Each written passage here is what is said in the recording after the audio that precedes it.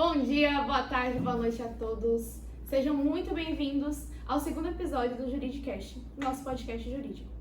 Bem, quem acompanhou o primeiro episódio já sabe que todos aqui somos estudantes de Direito e tentamos, de certa forma, ajudar vocês com aquilo que a gente vai aprendendo durante o curso, compartilhando isso de uma forma didática, simples, fácil de entender, sem aquele famoso juridiquês que a gente conhece, né? Aquela linguagem rebuscada, difícil, que ninguém entende. Então, aqui, juridiquês não existe. A gente quer ajudar vocês a entender. Então, fiquem ligadinhos que hoje o tema vai ser direito constitucional, emendas constitucionais, propostas de emenda constitucionais. E vamos ver também a possibilidade. Será que tem como ter a proposta de emenda constitucional por iniciativa popular? A gente vai tirar essa dúvida aqui hoje. Então, bora rodar a vinheta pra gente começar?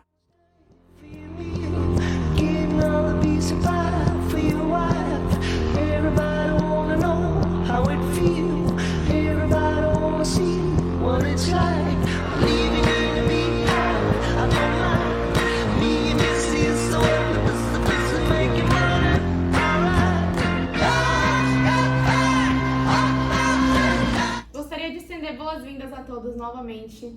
E gostaria de agradecer também, todos nós gostaríamos, na verdade, de agradecer por vocês estarem acompanhando a nossa trajetória aqui no Juridicast, acompanhando nossos vídeos. É algo muito importante pra gente mesmo, que vocês estejam acompanhando, gostando. Primeiramente, eu gostaria de pedir, por favor, se inscrevam lá no canal, é rapidinho, ativem o sininho para ficarem sempre ligados quando a gente postar vídeo novo.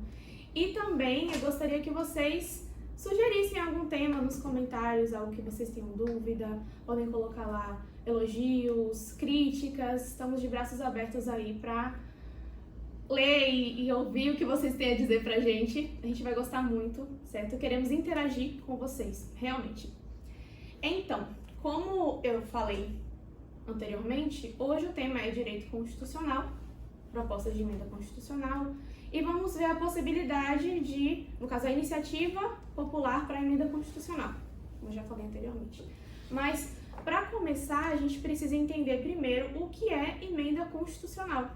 E quem vai começar falando pra gente um pouquinho sobre isso é a nossa amiguinha aqui, Marcele. Pode ficar à vontade. Então, gente, como a nossa amiga Malu aqui falou, antes de a gente entender se é possível que as iniciativas populares proponham as emendas constitucionais, é necessário que a gente entenda o que é, né, a emenda constitucional, e nada mais é que uma alteração feita em determinado texto específico da Constituição de um país, alterando as bases de uma determinada lei. Então, e para que haja, né, emenda constitucional, é necessário o desenvolvimento de uma PEC, né, que é uma proposta de emenda constitucional, e que haja também a aprovação de, no mínimo, 1/3 dos parlamentares, assim como a aprovação do Senado Federal, da Câmara dos Deputados e da Presidência do Estado. E também vale destacar que não podem ser alteradas as chamadas cláusulas pétreas, que são dispositivos que não podem ser alterados da Constituição de um país, apenas acrescentadas informações que venham a reforçar a sua base. Muito obrigada, Marcele, por sua explicação. Foi bastante esclarecedora mesmo. Mas agora a gente precisa saber quais são as etapas, né, dessa PEC, da proposta de emenda constitucional. Você quer falar um pouquinho pra gente, Dani, como é? A PEC, ela pode ser apresentada pelo presidente da República por, no mínimo, 171 deputados ou 27 senadores, que é 1/3 do total, e por mais da metade das assembleias legislativas. Após ser apresentada, a PEC ela começa a tramitar na Comissão de Constituição, Justiça e Cidadania para que seja aprovada a sua admissibilidade. Se for admitida pela CCJ, o mérito da PEC ela é analisada por uma comissão especial, que pode alterar a proposta original. Depois, ela é analisada pelo plenário, em que, para sua aprovação, é necessário, no mínimo, 3/5 dos votos favoráveis dos membros de cada uma delas, em 2 turnos. Após concluída a votação em das casas, a PEC é enviada para outra casa. Se for aprovada nas 2 casas sem alterações, ela é promulgada em forma de emenda constitucional em sessão no Congresso Nacional. Caso haja uma alteração substancial, a PEC ela volta obrigatoriamente para a casa em que começou a tramitar. A alteração em uma casa exige nova apreciação da outra casa sucessivamente. Caso a PEC seja rejeitada, ela é arquivada, não podendo sua matéria ser objeto de nova proposta na mesma sessão legislativa. Certo, são muitas etapas, né? Pois é. Demais. Você tem alguma coisa a acrescentar, Alan? Não, eu acredito que seja nesse sentido mesmo, que inclusive até eu quero depois dar uma citação mais pra frente, isso não tem problema, que até traz e acrescenta sobre isso que ela fala, né? Na verdade, utiliza-se disso que ela falou. Certo, certo. Agora a gente vai ver mais um pouquinho sobre o que o artigo 60 fala sobre emenda constitucional. Você pode falar um pouquinho sobre isso pra gente, Alan? Bem, o que aconteceu é o seguinte, a minha colega falou aqui, basicamente, na questão da necessidade de quem pode ou quem não pode, o que está realmente inscrito no artigo 60 da Constituição Federal de 88. Entretanto, nós temos que se atentar a um ponto que é com relação ao rol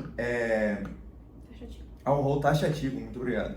Esse rol taxativo, ele vai trazer o sentido de que aquilo que está escrito naquela determinada passagem de lei, ela deve ser seguida à risca, sem quaisquer tipo de mudanças ou exceções, ou seja, aquilo que está ali deve ser seguido e deve ser mantido como um padrão, diferentemente do que são o rol exemplificativo, que é o rol que vai trazer exemplos dos quais podem haver ou não subentendimentos do que vai acontecer, ou então você pode ter uma interpretação mais aberta, ou você pode, de uma forma ou não, seguir aquilo.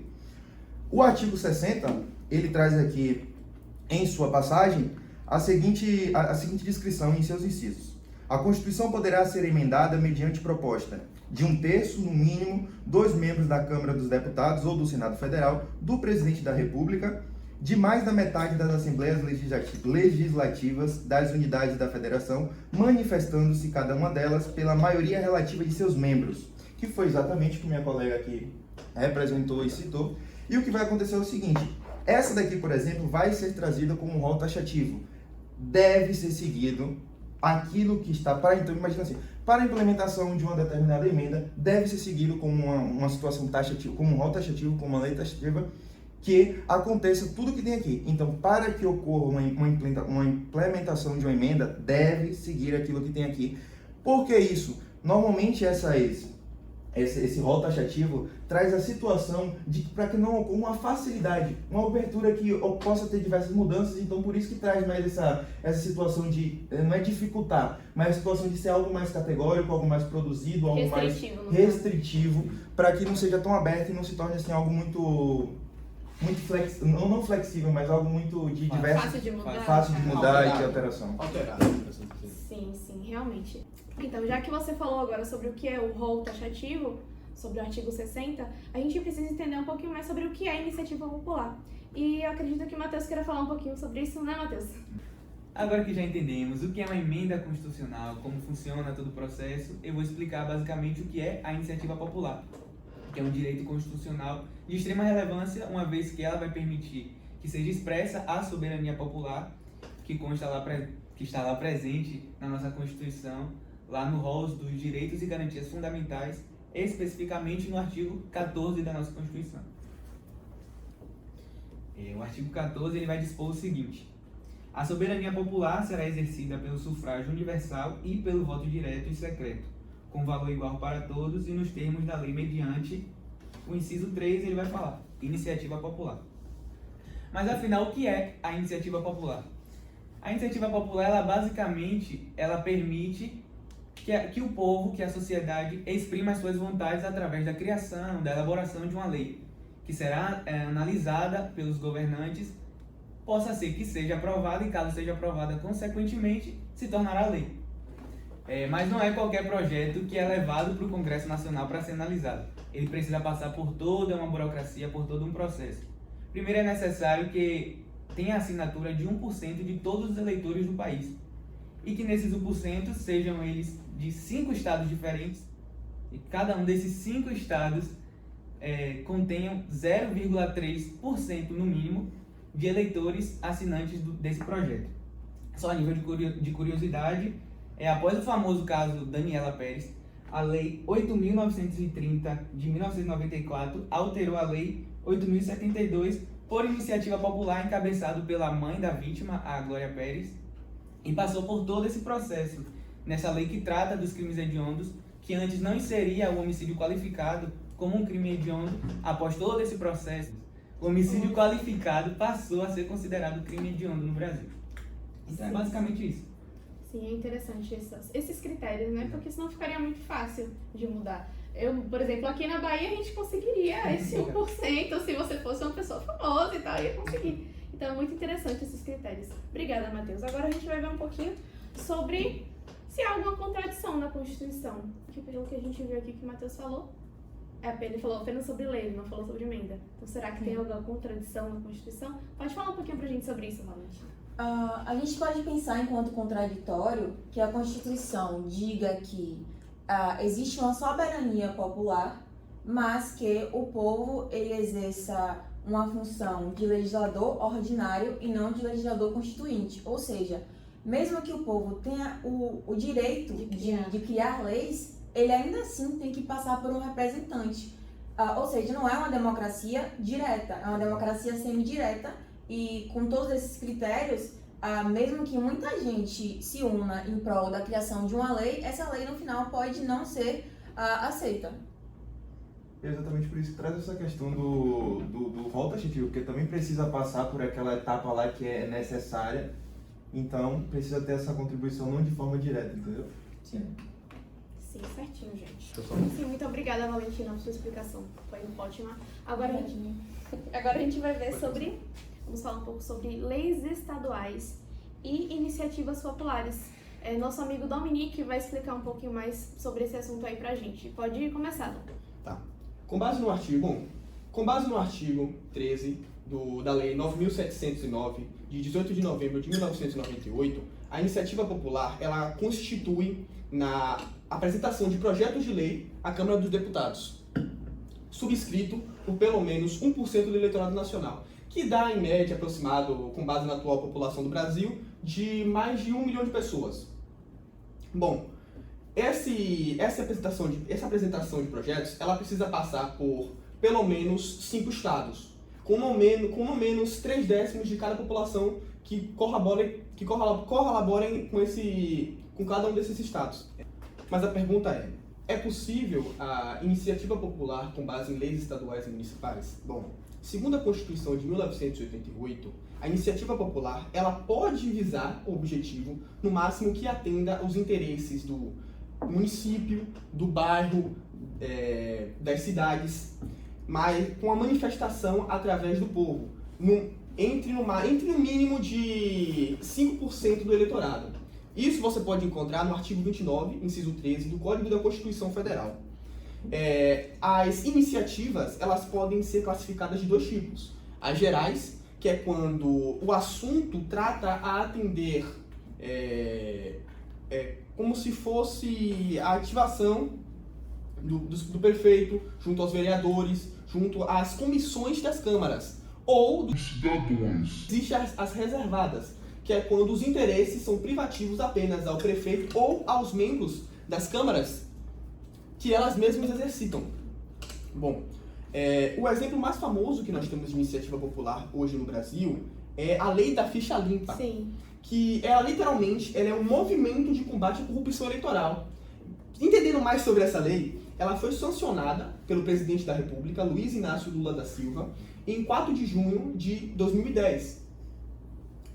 Que, no momento de sua criação, ela se tornou uma lei complementar número 135, que, basicamente, essa lei, ela dispõe a proibir qualquer político que seja condenado por decisões colegiadas em segunda instância e que não venham a se candidatar. Ou seja, um complementozinho, ou seja, se um político ele é condenado, vai em primeira instância, não tem a ação efetiva de defesa, ele passa para a segunda e não consegue, ele não pode mais se candidatar, entendeu? Sim. Bom, mas a lei da ficha limpa, ela não é a única. Já tiveram outras. Bom, por mais que ela sejasse de 2010, ela ainda assim foi a mais importante, ela teve a de mais peso. Mas ela ainda assim, ela anda junto com outras 2 de seu mesmo valor. Como se fosse com iniciativas nacionais de grande importância. Que nós temos a outra, que é a iniciativa 10 movimentos contra a corrupção eleitoral. Que literalmente basicamente o que o nome é. São 10 movimentos, são 10 maneiras de contravenção à criminalidade, que são contra as criminalidades, perdão. Existe, eu agora não sei de cara assim todas elas, mas se eu não me engano ela tem preventiva, ela puxa o dinheiro da criminalidade para o próprio Estado, dentre outras mais. Sim. Ela foi criada em 2016 e teve uma média aproximada de, se eu não me engano, mais de 2 milhões de assinaturas. E o outro em questão, citado por Matheus, que eu achei interessante, é quando a gente fala do caso de Daniela Pérez, que foi uma iniciativa popular que literalmente mudou a forma sistemática do direito penal no Brasil. Para adentrar mais esse assunto, o caso de Daniela Pérez, como foi? A atriz foi morta em, não me lembro a data exata, mas foi em dezembro de 1992. 23 de dezembro. Exato, 23 de dezembro de 1992, pelo casal do qual o marido fazia parte da contracenação da atriz, ou seja, eles faziam parte do mesmo trabalho. Guilherme de Pau. Exatamente. E em 1994, buscando por justiça, sua mãe, Glória Pérez, ela ficou insatisfeita pela aplicação que tinha a lei atual. Porque não tinha tanta eficácia, não estava tendo tanta eficácia. Então, ela se juntou e arrecadou, junto com outros famosos de peso que tinha nessa época, ela arrecadou um aproximado de mais de 1,3 milhões de pessoas de assinatura para poder transformar com que o crime qualificado que foi cometido pelo casal venha a entrar na lista de crimes hediondos. No caso, homicídio qualificado. Exatamente. E o que é mais interessante nisso tudo é que quando a gente pega um pensamento de grande peso, como o Alexandre Barata, ele fala que o direito penal, ele literalmente foi feito para privilegiar, ele apresenta tendências de privilegiar os interesses das classes dominantes. Porque, se você para para pensar, pare para analisar, vou até deixar essa pergunta para vocês. Qual era o status social, a classe, o grupo social que o casal pertencia? Sim, quem foram as pessoas que se reuniram? Foram Exatamente. pessoas com dinheiro. Influentes, no caso. Independente, Tinha uma grande influência pense na comigo, sociedade. independente que Glória Pires tivesse dinheiro, já que ela era a diretora da novela, que a própria filha e esse o assassino contracenavam, ainda assim o casal fazia parte do grupo social dominante que tinha dinheiro. Então, no momento que eles iam ser julgados, a suavização da pena deles, era possível. E isso que ela sentiu como uma abominação. A minha filha foi morta, e os criminosos, eles vão ser livres, eles vão ter menos impunidade. Exatamente. E é muito genial da parte dela, que foi algo assim que eu achei surpreendente, é que ela se utilizou do próprio direito penal como fonte intensificadora do direito penal. É como se ela tivesse utilizado o poder do Estado de punir para aumentar seu poderio. Tá me entendendo? Sim. E isso é um fator incrível. Agora... Tudo isso graças à iniciativa popular. Exatamente, graças à iniciativa popular. Por quê? E o mais interessante é que a iniciativa popular, ela possui, na minha opinião, isso já é parte minha, ela possui como se fosse, só uma curiosidadezinha, ela possui como se fosse uma irmã mais nova, que é chamada de ação popular, que é já um pouco mais diferenciado da iniciativa popular. Porque quando um patrimônio, um meio ambiente, ele vai ser ferido, um cidadão normal, ele pode entrar em ação para poder impedir, por exemplo, um órgão que demolir um prédio histórico e um cidadão entra com processo para impedi-lo. Eu só queria trazer isso só para mostrar, tipo assim, porque quando você pensa em iniciativa popular, logo de cara você vê uma ação popular. Porque muitas das vezes as pessoas confundem a ação popular com iniciativa popular. Uma ação popular ela já é algo mais assim específico, ela já é algo mais curto, que você pode ter ação exato, individual. Só que a iniciativa popular ela é algo de peso, ela é algo de muito peso. Exatamente. Tanto que em algumas pesquisas, muitas pessoas pensam assim que não existe a possibilidade de uma iniciativa popular ela possa afetar a Constituição. Mas meio que uma parte oculta é que ela diz que não tem muita essa capacidade, mas também diz que não impede que uma emenda constitucional com base da iniciativa popular não venha afetar a Constituição. Entendeu? Ele é como assim, ele não mostra que seja capaz, mas também não mostra que não seja impossível, entendeu? Era só esse pontozinho que eu queria falar mesmo. Era só isso. Certo. Muito obrigada pela explicação. Realmente foi bastante interessante e esclarecedora, né, gente? Reflexiva também. Gostei bastante. Agora, então, pra gente fechar o ponto, né? O tema da gente hoje era se é possível, se há a possibilidade de emenda constitucional por iniciativa popular. E aí, tem como, Valentina? Eu vou relativizar, Certo. tendo em vista a minha fala anterior. Por quê? Se a gente pensar que estamos em uma democracia semidireta, em que, para que o povo se una e crie uma emenda constitucional, tem que passar por diversos processos, como foi mencionado por Marcela e Daniele, a gente entende que sim, o povo é capaz, porque ele está propondo ao legislativo, o legislativo está aceitando ou não essa lei. Porém, como eu também mencionei, se a gente pensar do ponto de vista que essa lei pode não ser passada e que o povo não pode criar diretamente, então, não. Entende? Depende se você quer que a democracia seja uma democracia direta ou semidireta, porque o que temos é uma democracia semidireta em que o povo consegue atuar, mas não diretamente, como legislador ordinário, sim, e não como legislador constituinte. Mas, enfim, tomando o que está na Constituição, vamos dizer que sim, mas existe esse paradigma, né, que no final o povo não exerce a soberania e não exerce e não cria uma emenda constitucional diretamente. Exatamente. Realmente é isso, né? Seguindo o rol taxativo do artigo 60 aqui, nosso amigo Alan ali falou, não tem como criar diretamente. Sim.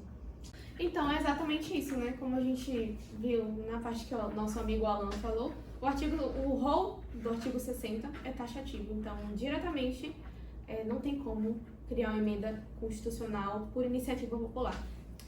Mas então, galera, vocês acham que essa decisão é democrática? O que vocês acham? Quer falar, Dom? Fale. Bom, começando, Fale. é interessante falar Você sobre... gosta de falar. Exatamente, claro. É uma pergunta polêmica. Exatamente. Como você está falando assim, é democrático. Quando a gente pensa o que é uma democracia, a gente logo entende o quê? Um regime onde o povo ele tem voz. E existe uma igualdade entre os não fiscalizadores, mas aqueles que promulgam, que dão um veredito de leis e as pessoas que... Exatamente. E as pessoas que meio que objetivam essas leis. Preciso de uma lei para tal coisa. O legislativo vai lá e faz. Ou seja, atendendo o público.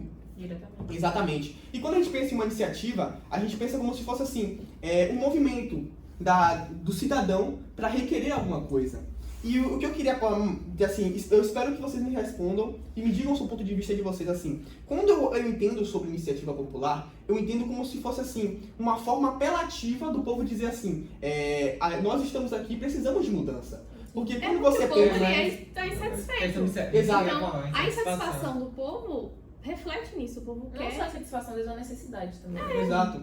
Porque assim, quando você pensa em criação de leis, você pensa no legislativo. E na maioria das vezes, como citado aqui pela minha colega aqui, quando você pensa na criação de leis, você entende o quê? A gente vive numa sociedade, a gente vive num estado onde ele é semidireto. Mas na maioria das vezes, ele não tem a atuação do povo. O legislativo faz o que quer, o que bem entender. E quando você pensa na criação de leis, como eu estava falando aqui agora, o legislativo, ele faz o que bem entender na cabeça dele. Porque assim, eu fui mais a fundo sobre esse caso e descobri que existem, assim, leis absurdas das quais não deveriam existir. E se não alienação parental mesmo. E se não existisse a iniciativa popular, não teria como dizer assim, como o povo pudesse chegar e dizer assim, isso aqui tá errado. Não existe a necessidade de existir essa lei. Tanto que eu trouxe aqui até uns exemplos que eu gostaria de mostrar pra vocês, assim. Eu vou começar com o primeiro, que não é tão grande assim, mas assim de grande impacto, que é quando ele fala dos moradores de rua, que é a lei não há esmolas, com craseado, que é a Lei Complementar número 0077 de 2019, da cidade de Vacaria RS. Sim. Informa que instalará placas educativas destinadas a desestimular a prática de doação de esmolas. Ou seja, ele está dizendo que não poderia existir pessoas que pedissem dinheiro naquele lugar, desestimulando as pessoas a pedirem dinheiro. Quando eles têm que entender que uma pessoa que pede dinheiro não significa que ela está lá porque ela quer. Principalmente desde que começou a pandemia, as pessoas... antes da pandemia existia 12 milhões de pessoas que não tinham emprego. E depois da pandemia aumentou para 14, provavelmente deve estar em 20. Não sei a média atual no qual se está. Mas quando você fala assim que o objetivo é desestimular as pessoas que estão passando necessidade, é algo assim desumano. Sim. Porque assim, a pessoa não está ali porque ela quer. Ela está ali porque ela está passando a necessidade, ela não tem para onde ir, ela precisa de dinheiro. E dizer assim que aquelas pessoas elas não têm voz, não têm poder, é como se você voltasse para a época antiga da tirania, que matavam pessoas que eram contra a orientação sexual, que era contra a cor da pele da pessoa, que era contra a classe social. Isso parece que eu estou vivendo no nazismo, onde o próprio Hitler utilizava de uma teoria que tinha como objetivo unir as pessoas de forma social para implementar, alienar a cabeça delas para fazer o que eles querem.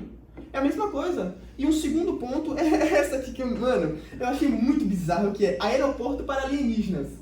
Eu não tô brincando. Através da lei 1840 de 95, olha que é de 95, ou seja... É recente. Não existia iniciativa popular, porque ela veio em 98, em novembro de 98, se não me engano. Ou seja, imagina naquela época como o povo tinha que se sentir. Eu não sei nem se agora atualmente existe essa lei, mas provavelmente deve existir, porque eu não vi nenhuma iniciativa popular contra essa lei. Eu fico pensando, para alienígenas, é brincadeira isso, né? Que foi instalada de Barra de Garças, em MT, o prefeito decidiu criar uma reserva diária para o aldrômetro de postos de OVNIs. Eu realmente estou bem chocada, porque eu não Em vou falar. 95. Alguns de vocês ouviram falar sobre isso? Não. A gente tá falando o quê? De 27 anos atrás. Mas essa lei não foi revogada? Não. Sério? Não. Eu não vi pelo menos Meu. iniciativa. Eu até agora mas não vi. revogação, Eu até nada. agora não vi. Métodos de revogar. Mas esse mesmo que esteja revogado ou não, tá. Só o fato de só de existir já- bizarro. Falta um pouco de informatização minha, eu admito. Só que a questão é só o fato de estar lá. Imagina se ela não tivesse sido revogada. É isso que eu quero dizer. A iniciativa popular, eu acho que ela é democrática porque ela dá a voz ao povo a dizer assim, aquilo tá errado.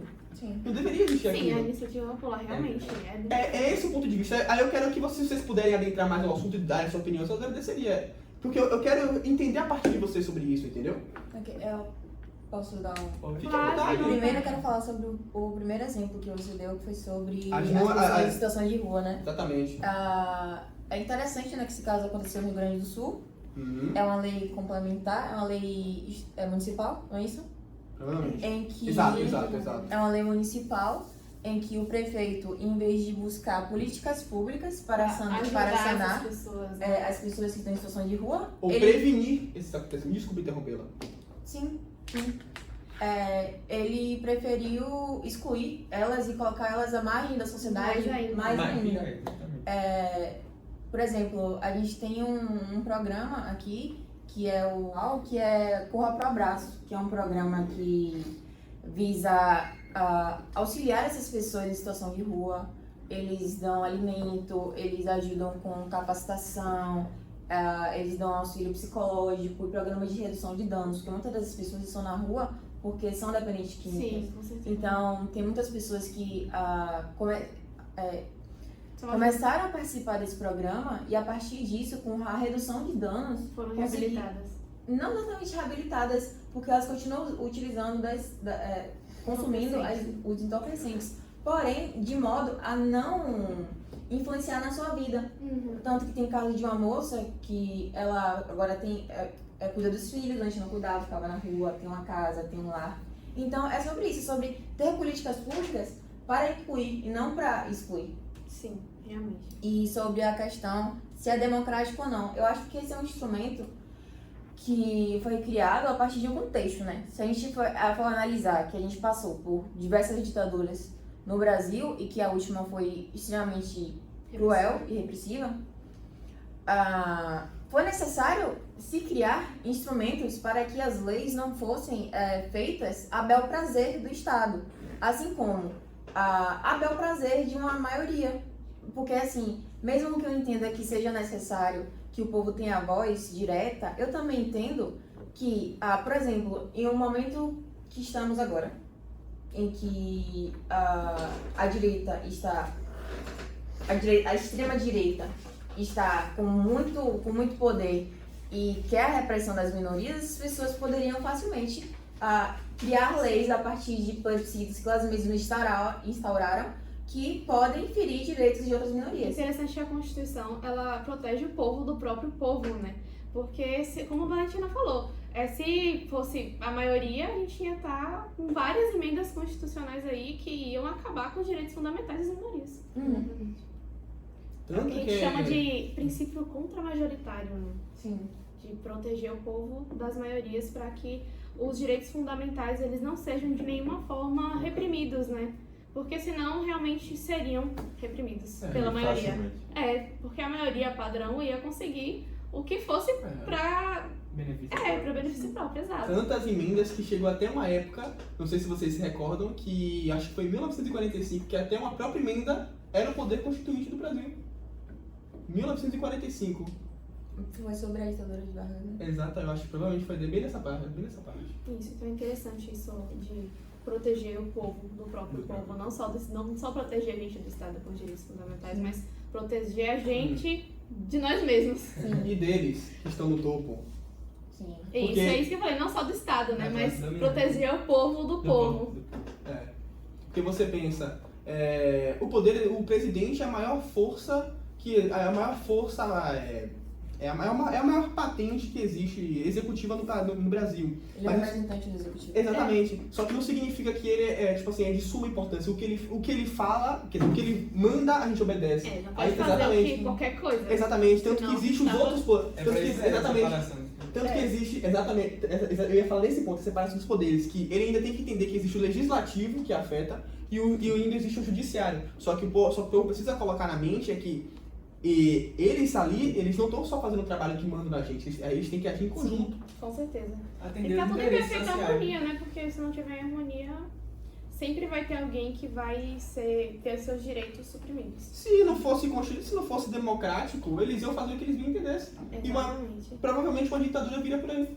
Exato. Alguém tem mais alguma coisa a acrescentar? Não, Essa eu parte acho que que- Dominique acabou de citar, eu acho muito interessante, porque hoje em dia, ainda, por incrível que pareça, tem muita gente que acredita que quem cria as leis é o presidente. E não é assim que funciona. Ele sanciona, ele exatamente. sanciona. E ainda tem gente, se eu não me engano, eu acho que ainda tem gente que acredita que o legislativo é como se fosse, não é que ele está acima de todos, mas o que ele aplica às leis não pode ser afetado por eles. Não, muito pelo contrário. Eles fazem a própria faca de dois gumes deles. Se eles criam uma lei, eles ainda assim são aplicados para ele mesmo. É só esse pontozinho interessante que eu ia falar. Então é isso, né, gente? Eu acredito que hoje essa conversa aqui que a gente teve foi bastante esclarecedora sobre o tema, tanto para nós quanto para vocês. E gostaria que vocês colocassem aí nos comentários, né, se vocês acham que essa decisão é realmente democrática. Coloquem aí. Coloquem sugestões também, como eu já falei no início, para os próximos vídeos, que a gente quer muito ver o que vocês querem ouvir. Dúvidas. Dúvidas, exato, também. Podem colocar aí. Se tiver alguma dúvida, a gente vai fazer um esforço máximo para responder vocês em um tempo hábil, ok? Muito, muito, muito, muito obrigada por acompanharem a gente aqui nesse segundo episódio. Curtam lá, compartilhem se puderem. E não esqueçam lá de se inscrever e ativar o sininho, certo? Muito obrigada novamente. Tchau, tchau. Tchau. Tchau.